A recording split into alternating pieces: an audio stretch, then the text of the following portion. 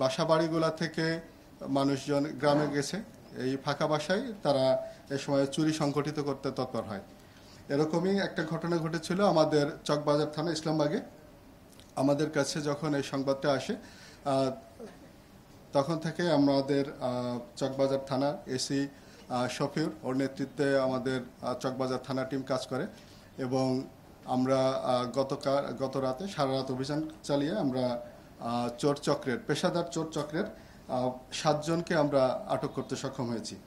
এখানে একটা বিষয় আপনাদেরকে একটু বলে রাখি, এই যে পেশাদার চোর চক্রে আমরা সদস্যদেরকে আটক করেছি, এর ভিতরে 4 জনের নামে এই পর্যন্ত 47টা মামলা আছে এবং তারা এই ঈদকে সামনে রেখেই বিশেষভাবে গত 1-1.5 মাস আগে, ঈদের 1-1.5 মাস আগে তারা জামিনে বাইরে আসছে এবং এসেই তারা সক্রিয় হয়েছে এই ঘটনা ঘটাতে।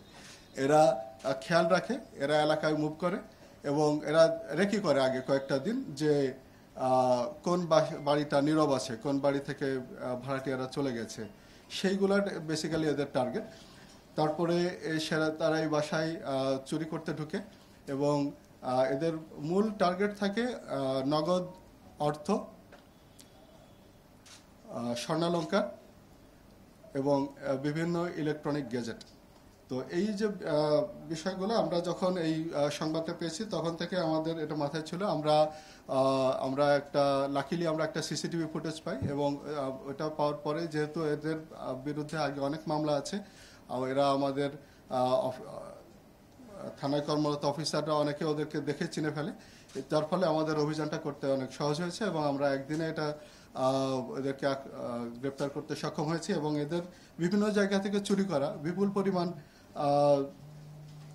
যে জিনিসপত্র আপনারা দেখেছেন, এরা আমাদেরকে স্বীকার করছে গতকাল প্রাথমিক জিজ্ঞাসাবাদে যে এরা এইখানে ইসলামবাগে চুরি করার আগেও কেরানীগঞ্জে 2টা জায়গায় চুরি করেছে এবং সেটার যে চোরাই পণ্যগুলো সেগুলো আপনারা দেখেছেন।